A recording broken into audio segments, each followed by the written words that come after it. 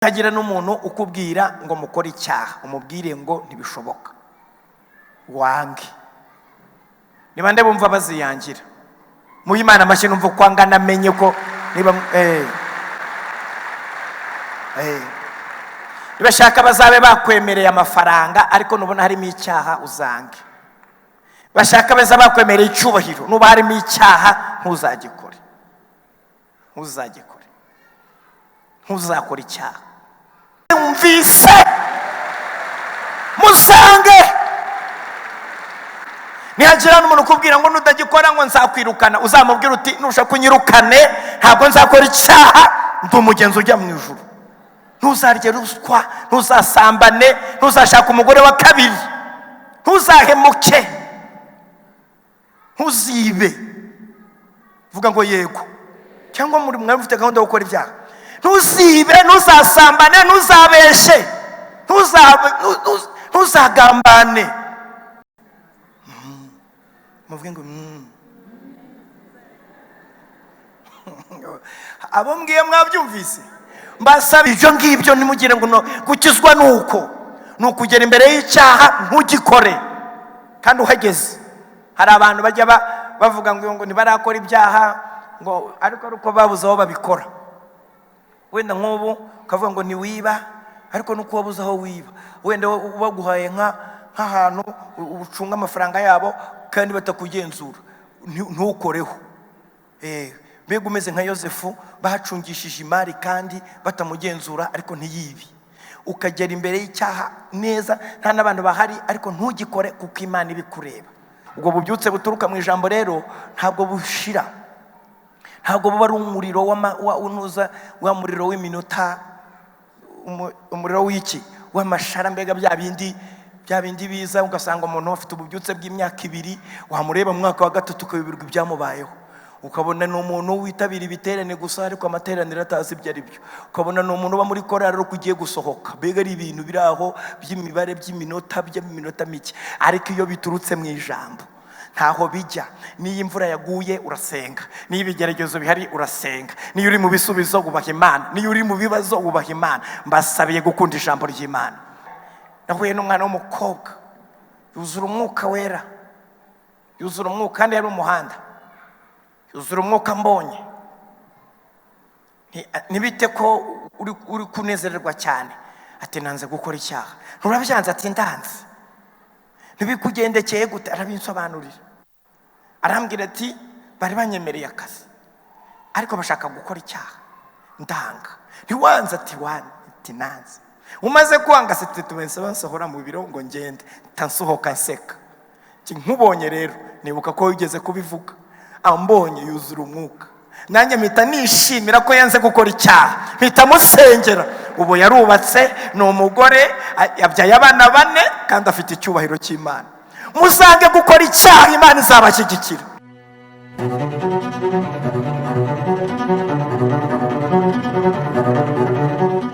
Twifate neza dusenge.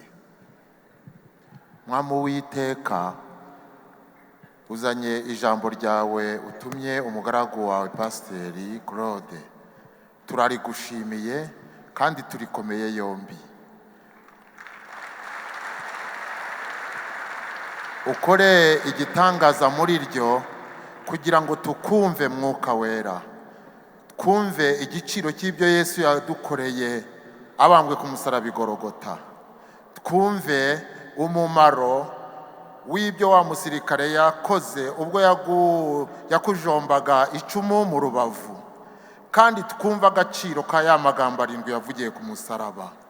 Ijambo rya umugaragu wawe atwigisha, akaritubwiriza, akarituganiriza, akarikwiriranya muri twebwe dukinguye imitima.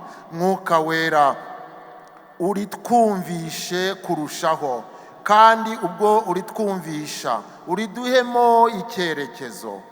Umugaragu wawe turamuhetse mu masengesho kugira ngo ijambo ryawe azanye atavaho agira inyuguti n'imwe yibagirwa, ahubwo amagambo yose y'ubugingo umutumye kukuvugira ngo tuyumve ayatugezeho uko yakabaye. Ubwo udufasha nawe umufashe. Mu izina rya Yesu Kristo dusenze, amen.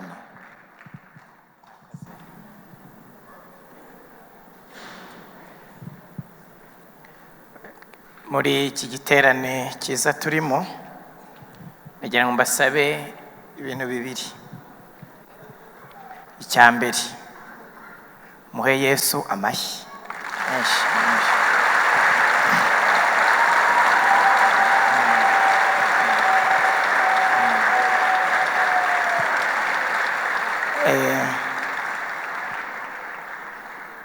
Ninde wavumbura icya kabiri? Muzi icya kabiri? Muhe Yesu amashyi. Nicyo cya kabiri.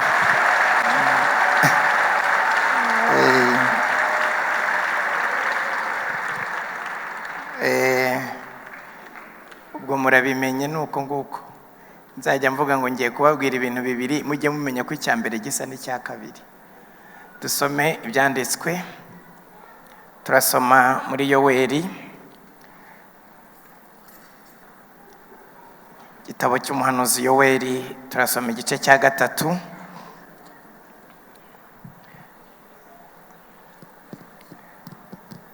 umurongo waho wa mbere.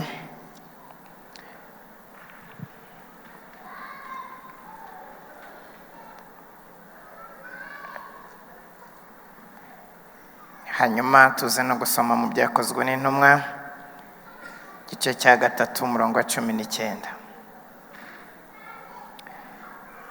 Umuhanuzi Yoweri, igice ni cya 3, umurongo wa mbere, aravuga ngo, hanyuma y'ibyo nzasuka umwuka wanjye ku bantu bose. Abahungu banyu n'abakobwa banyu bazahanura, abakambwe banyu bazarota, n'abasore banyu bazerekwa, ndetse n'abagaragu banjye n'abaja banjye nzabasukira ku mwuka wanjye muri iyo minsi. Nagira ngo nsabe iteraniro mwese muvuge muti amen. Byakozwe n'intumwa, igice cya 3, umurongo wa 19.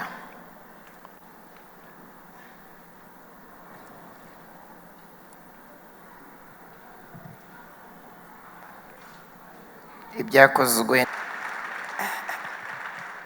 Abana bazi ubwenge we. Imana ibaha umugisha. Abantu bajya bahishurirwa baze kubashakira bombo na yawuruti. Muzi ubwenge nababonye. Imana ibagirire neza cyane. Kubera rero ngiye gukoresha iminota mike, ngiye kubabwira amahame 3 gusa y'ububyutsi. Hanyuma mpite nsenga. Mvaga ibyifuzo n'ubundi mfite ni bibiri, ni ukubuza gusenga kugira ngo abantu bakire Yesu, kugira ngo abantu bahe ubuzima bwabo Mwami Yesu. Nicyo cyifuzo mfite. Numva nasenga muri uyu mugoroba kugira ngo umuntu uri hano utarakizwa akigera hano utawudakishijwe waba utashye bituzuye. Ariko nuza gutaha wakiriye Yesu, biraba ari intego yacu y'iki giterane, ni ukugira ngo abantu bihane. Cya kabiri, nayishuriwe yuko tuza gusengera abantu kugira ngo babatizwe mu mwuka wera, kugira ngo Imana isohoze isezerano ryayo muri uyu mugoroba, yuzuze umwuka wera abantu twese turi hano. Nagira ngo rero mu magambo make, ihame ry'ububyutsi irya mbere mwabyubahirije. Imana irabikorera hano nonaha, kuko ububyutse buba ari uko abantu bahishuriwe guterana kwera. Ndashimira Imana yuko mwaje. Iyo iteraniro ribaye, Imana nayo imenya icyo gukora. Muzasome umurongo wanditse mu Kubara, igice cya 21, umurongo wa 16. Imana yabwiye Mose, iramubwira ngo nteraniriza Abisiraheli mbahe amazi. Imana rero ifite ibyo kuduha, ariko igashaka ngo dukunde guterana kwera. Ndabizi naribaga n'abantu bari online ko ari benshi, ariko niba bigushobokera ntugakunde guteranira online, uzajya uza. Niba bitagukundiye aba ari ujya kuri online. kuko uyu rubuga rwa kuri interineti byashyiriweho cyane abantu baba mu mahanga, abari mu bihugu byo muri Afurika, abari muri Amerika, abari mu Burayi, abari mu tundi turere. Ariko abari i Kigali, abakristo bahi Nyarugenge, nihazajya haba hari iteraniro uzajye utega ushyiremo ingengo yawe y'imari, wakera ifuti, uze n'amaguru. Kuri abari abana b'abakobwa batubwiraga bazaga kurepeta bagenda n'amaguru, wihangane uze, nugera hano Imana izajya iguhembura. Mujye muza. Imana iramubwira ngo numara kubateranya nanjye niteguye gutanga amazi. Mose atanga itangazo, abakuru b'Abayisiraheli bagenda babwira abasaza, babwira abana, babwira abagore, babwira abagabo, timwese muterane mwese muze, ntagire usiba, Imana yatwemereye amazi. Maze bose bamaze guterana, Mose ajyana raporo imbere y'Imana, abwira Imana ati Imana, bya bindi wambwiye nabikoze, dore bose bamaze kuhagera. Hanyuma Imana yacu ni Imana itabesha, ni Imana yumva, ni Imana ireba. Haleluya, haleluya. Ni Imana itabesha. Imana yibuka isezerano, yibuka ibyo yabwiye Mose, irangije ifukura iriba, hazamwo amazi adudubiza agera kuri buri wese. Mu Imana make cyo yavuze iragikora, iyo yasezeranije ikintu iragisohoza. Ibirabahembuye. Yehoshafati mu gitabo cya kabiri cy'ibyo ku ngoma, igice cya 20 umurongo wa 13 n'uwa 14 n'uwa 15, yari yatewe n'ingabo z'Abamowabu n'Abamoni n'Abameneonimu n'abari baturutse iburasirazuba bose. Yehoshafati arangije ahishurirwa guterana kwera, ahamagara abagabo, ahamagara abagore, ahamagara abasore, ahamagara abakobwa, ahamagara n'abana batoya bato bose, arababwira ati nimuze dushaka Uwiteka. Hanyuma Imana irebye ukuntu abana bato bari imbere y'Imana, irebye abo basore, irebye abakobwa, irebye abakuru, buri wese ari kumwe n'abana be. Umwuka wera aboneka ku mugabo witwaga Yahaziyeli, yarari mu iteraniro mo hagati, arahanura, aravuga ngo Uwiteka urugamba yarwigereyemo. Iyo duteranye Imana nayo imenya icyo gukora. Imana mwoyongera amashyi menshi menshi. Mujye muterana. Ubu twateranye Imana yakijije indwara. Ubu twateranye hari byari byananiranye byapfundutse. Abaririmbyi bakiririmba ubu waje urwaye urataha wakize. Iri teraniro Imana ntishobora kurireka idakoze igitangaza. Uko mwaje ubu hari byakoretse. Icya kabiri rero gikoreka ubu byutse bukaza, ni ukwihana no guhindukira. Imana ntishobora nanone gutuma ibi bintu byombi bibana. Ibyaha n'ububyutse ntago bibana. Niyo mpamvu Petero arimo yigisha aba bantu bari bahuruye baje kureba ibintu byabaye, yahise ababwira urufunguzo rw'ububyutse. Arababwira tumva rero, ibi bintu mubona byabaye, ibi bitangaza mubona biri gukoreka, ni impano y'Umwuka wera, namwe birabareba, ariko kugira ngo bikunde nimubanze mwihane kandi muhindukire. Cyo bita mu Kigiriki metanoia, ni ukuvuga ntabwo ari ukwihana icyaha ngo nurangiza wongere ugisubiremo, ngo wongere ugisubiremo, ahubwo ni ukwihana no kugira gute no guhindukira. Ni ukuvuga kwihana, ariko icyo wihannye ugahita ukivamo nkongere kugisubiramo. Izi mbaraga rero zinesha icyaha. Ngiye kuzamura ikiganza cyanjye cy'iburyo, mbyature, mpere hariya, nkomeze hano, nkomeze hariya, nkomeze hano, nkomeze naho imbere, naho hose, naho mu baririmbyi hose, ngiye kubasabira imbaraga zinesha icyaha. Imana ibaha imbaraga zinesha icyaha. Muri iri teraniro mbibatuyeho mwebwe muri hano, Imana ibaha imbaraga zinesha icyaha. Imana ibaha imbaraga zinesha icyaha. Mwege muri hariya, namwe Imana ibaha imbaraga zinesha icyaha. Namwe Imana ibaha imbaraga zinesha icyaha. Dore muri benshi ahangaha ho muri benshi cyane. Imana ibaha imbaraga zinesha icyaha. Imana ibaha imbaraga zinesha icyaha. Imana ibaha imbaraga zinesha icyaha. Hoziyana, namwe mwarubyiruko ibaha imbaraga zinesha.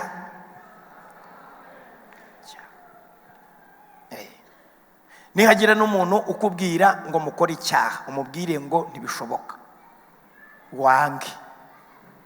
Niba nde bumva baziyangira, muhe Imana amashyi numva kwanga namenye ko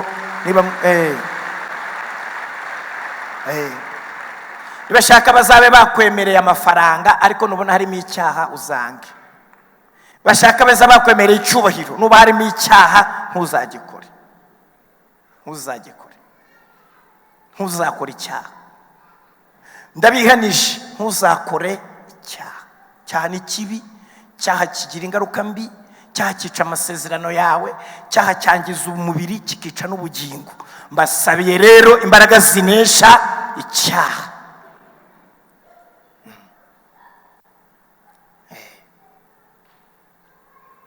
Muzisabi. Ejo bundi narafashijwe cyane, nahuye n'umwana w'umukobwa yuzura umwuka wera, yuzura umwuka kandi yari umuhanda, yuzura umwuka mbonye. Nibite ko uri kunezererwa cyane? Ati nanze gukora icyaha. Nturabyanze? Ati ndanze. Ntibikugendekeye gute? Arabinsobanurira, arambwira ati bari banyemereye akazi ariko bashaka gukora icyaha ndanga. Ntiwanze? Ati ati nanze. Umaze kwanga se tubense bansohora mu biro ngo ngende tansohoka nseka. Nkubonye rero nibuka ko wigeze kubivuga, ambonye yuzura umwuka, nanjye mpita nishimira ko yanze gukora icyaha, mpita musengera. Ubu yarubatse, ni umugore, yabyaye abana 4 kandi afite icyubahiro cy'Imana. Muzange gukora icyaha, Imana izabashyigikira. Muhe Imana basha babyumvise, musange. Nihagira n'umuntu kubwira ngo nudagikora ngo nzakwirukana, uzamubwira uti nushaka kunyirukane ntabwo nzakora icyaha, ndi umugenzi ujya mu ijuru. Ntuzarye ruswa, ntuzasambane, ntuzashaka umugore wa kabiri, ntuzahemuke, ntuzibe. Vuga ngo yego. Cyangwa muri mwe mufite gahunda yo gukora ibyaha.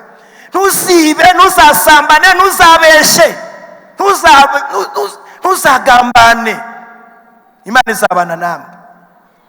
Kandi muri iri teraniro hano harimo abantu banze gukora ibyaha, harimo abantu banze gukora icyaha. Nubwo abantu baba baragusetse ariko humura, Imana izakugirira neza. Twabiririmbye hano turavuga ngo Imana izagera gute? Uzi uwo muntu bavugaga nuriye muntu wanze gukora icyaha. Uwo niwe bavuze. Yararimo aririmba mwene data aravuga ngo njya ninginga Imana ngo ikwereke nde uriya Yesu. Rero iyo tumaze kumwakira tuba twakiriye imbaraga zinesha. Muvuge mwese ngo imbaraga zinesha icyaha. Ni ibyo ngibyo, nimugire ngo gukizwa ni ukugera imbere y'icyaha ntugikore kandi uhageze. Hari abantu bajya bavuga ngo ntibarakora ibyaha ngo ariko babuze aho babikora. Wenda nk'ubu ukavuga ngo ntiwiba ariko nuko wabuze aho wiba. Wenda baguhaye nk'ahantu ucunga amafaranga yabo kandi batakugenzura, ntukoreho. Mbega umeze nka Yosefu, bahacungishije imari kandi batamugenzura ariko ntiyibi. Ukagera imbere y'icyaha neza, nta n'abantu bahari ariko ntugikore kuko Imana ibikureba. Izo mbaraga nzisabiye iri teraniro, muri iki giterane cy'urubyiruko mbasabiye imbaraga zinesha icyaha kandi Imana izabagirira neza. Kwihana rero ni ukwanga gukora icyaha. Ikindi nanone kwihana ni ukumenya ko wagikoze ugasaba Imana imbabazi. Iryo ni ihame ry'ububyutse, ntibibana. Ntabwo ububyutse bubana n'ibyaha. Iyo tumaze kwihana nibwo Imana iduha umwuka wera. Iyo tumaze kwihana nibwo Imana tuvugaho amagambo meza. Ihame rya gatatu rero ni ukumva ijambo ry'Imana. Mu bubyutse batega umwanya, batega amatwi, baha umwanya ijambo ry'Imana, kubera ko ububyutse buturuka mu ijambo. Ubwo bubyutse buturuka mu ijambo rero ntabwo bushira, ntabwo buba ari umuriro wa muriro w'iminota, umuriro w'iki w'amashara. Mbega bya bindi biza ugasanga umuntu afite ububyutse bw'imyaka 2, wamureba mu mwaka wa 3 ukabibirwa ibyamubayeho. Ukabona ni umuntu witabira ibiterane gusa ariko amateraniro atazi ibyo ari byo. Ukabona ni umuntu uba muri korari ariko ugiye gusohoka. Mbega ari ibintu biri aho by'imibare by'iminota mike, ariko iyo biturutse mu ijambo ntaho bijya. Niyo imvura yaguye urasenga, niyo ibigeragezo bihari urasenga, niyo uri mu bisubizo ubaha Imana, niyo uri mu bibazo ubaha Imana. Mbasabiye gukunda ijambo ry'Imana. Abakunzi b'ijambo ry'Imana muri hamashyi, dukumire Imana amashyi y'Bibiliya. Dore iyi niyo bubyutse. dore ngo ubu bubyutse ndagusabira ububyutse mu rugo iwawe. Fata Bibiliya uyibumbure uyisome mu rugo, umugore asomere Bibiliya umugabo we, kugezaho n'abana ubabwira uti uyu munsi ni wowe usoma. Musome Bibiliya, mukore ibyayo, Imana izazana iminsi yo guhemburwa, Imana izabagirira neza nimusoma Bibiliya. Petero arimo abwiriza kwa Koroneliyo, Bibiliya tubwira ngo akivuga ijambo Mwuka Wera aramanuka. Mbasabiye ububyutse bushingiye mu ijambo ry'Imana. Ihame rya kane ariho ndangirije ni kuririmba no gusenga, bizana ububyutse. Mwagize neza gutegura umwanya uhagije wo kuririmba, mwagize neza gushyiramo ibihe byiza byo gusenga. Ubu ngubu iyo dusenga, muririmbyi yaririmbye avuga ngo ibihe nsenga Uwiteka, ngo bigira bite? Bintarura mu mpagarara. Uvuga ngo turasenga impagarara zigenda, turasenga indwara zikagenda, turasenga ibirozi bigata agaciro, turasenga imitego baduteze ijuru rikayikuraho, turasenga inzira zifunze zigakinguka, turaririmba iminyururu ikava ku bantu. Dusenge turirimbe, Imana nayo izazana ububyutse. Muyiha amashyi, Imana ishimwe cyane. Ndarangije. Rero ndarangije. Imana yasanze igisubizo cy'iminsi y'imperuka nta kindi ari ukuzura Umwuka Wera. Ngiye kubona mbona Imana iravuze ngo izahera ku basore n'abakobwa. Nayibaje se Imana wari kucyushaka guhera ku basore n'abakobwa ngo buzuze umwuka? Ko Imana yujuje umusore Umwuka Wera ibirimo itegura umugabo mwiza mu gihe kiri imbere. Iyi Imana yujuje Umwuka Wera umukobwa ibirimo itegura umubyeyi mwiza mu gihe kiri imbere. Mbasabiye Umwuka Wera mukiri abakobwa. Ninde wabyumvise nubwo baba babiri? Mbasabiye. Sinzi umuntu ubyumvise hano. Hari umuntu ubyumvise hano? Mvuze ngo iki?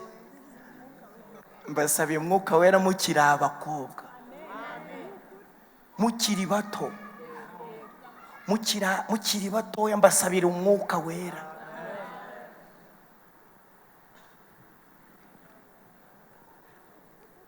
Mbasabiye Umwuka Wera mukiri bato, mukiri muri iyi myaka. Mbasabiye kuzura Umwuka. Ninde wabyumvise muri mwebwe? Imana muzi ukuntu ngewe yangenje, yancunze nkiri muto, ihita inyuzuza. Muvuge ngo abo mbwiye mwabyumvise? Mbasabiye Umwuka Wera mukiri bato. Mu Imana amashyi ababyumvise. Ibyo bizatuma mugira n'iherezo ryiza. Imana ibwira Yoweri ngo bivuge ko abasore n'abakobwa nzabuzuza Umwuka Wera, bagahita bahanura. Ishyiramo n'abasaza, ishyiramo n'abagaragu n'abaja, ab'Imana izahamagara bose. Mwareka tugasenga, muhaguruke dusenge, dusabe Imana Umwuka Wera. Dusabe Imana guhemburwa n'Imana, dusabe Imana ibihe byiza. Niba muri iri teraniro harimo umuntu wumva atarakizwa, wumva yasaba Imana imbabazi, yumva yakwakira Yesu, wazamura ikiganza aho ari, hanyuma nawe tumusengere. Imana nayo ibihe byiza byo guhemburwa nawe bimugereho. Ushobora kuba uri hano utarakizwa, ushobora kuba uri hano wumva wakwakira Yesu, bari abana warebaga, ibi wabonaga aha nawe byakureba. Imana igirira neza abangaba, niyo tugiriye neza nawe yakugirira neza. Ariko nukubanza kwihana, ukemera intege nke zawe, niho Imana igutabara. Hari umwe uhari ushaka kwakira Yesu ngo azamure ikiganza. Muri benshi ye sinababona, ariko Imana we yababona. Ko nuzamura cyangwa ujya muzamura amaboko abiri, wenda nimba ntakubonye kuboko kumwe mbe nabonye ukundi. Umwe gusa ushaka gukizwa ninde uhari? Ko ntabwo wancika ntagusengeye. Amaboko abiri nayabonye yazamuye, undi yazamuye, ara nababonye. Nuri hejuru, dore nababonye ni benshi. No hejuru hariya ushaka gukizwa ubuzima bw'akabuha Yesu, mutambuke muze hano. Nsabe umushumba w'ururembaze abasengere, abarambike ibiganza, abasabire imbaraga, abasabire kunesha, tubasabire gutsinda ibyaha, tubasabire gutsinda kamere, tubasabire gukizwa neza, tubasabire gukorera Imana mukishijwe. Duha Imana amashyi abantu bakizwe. Nta yindi principe ihari, ni ugukizwa kandi ugakizwa neza, kandi ugakizwa ukiri muto. Nuba waranakuze, niba uri n'umugabo, nuba uri n'umugore, iki ni igiterane twatumwemo twese mukizwe. Duha Imana amashyi, muvuze n'impundu. nimubona abantu bakizwa mujye mwibwiriza mukomere Imana amashyi, mukomere Imana amashyi ntimurambirwe. Buno mu ijuru bari mu mpundu, bari mu bihe byiza. Dore barimo baraza abagabo, dore barimo baraza abakobwa. None se nimutabyishimira muzishimira iki? Mwishimire ko abantu muri iki giterane Imana igiye kubabohora. Papi Claver arasenze ngo njya ninginga Imana ngo ikwereke Yesu. Imana ikweretse Yesu birahagije. Umenye Yesu nta buzima mu buzagira. Imana ihabwa icyubahiro. Niba hari n'undi nawe namutegereza bakwakiriza amaboko yombi, mwana w'Imana ngwino we. Imana ishimwe cyane. Kadusenge. Mushumba w'ururembo nibamuhereze mikrofone abasabira umugisha w'Imana, narangiza nanjye nsengera abantu kugira ngo Imana twuzuze umwuka wera.